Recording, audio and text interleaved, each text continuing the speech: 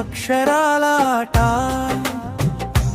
పదాలు చదివే చిన్నారి బాట,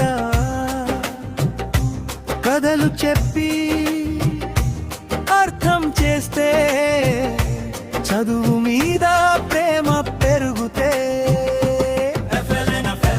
బంగారు బాట చదువు లెక్కలే మన చిన్నారి తోట, వెలుగు దీపం భవిష్యత్తుకి ఇది తొలి మెట్టు మార్గం.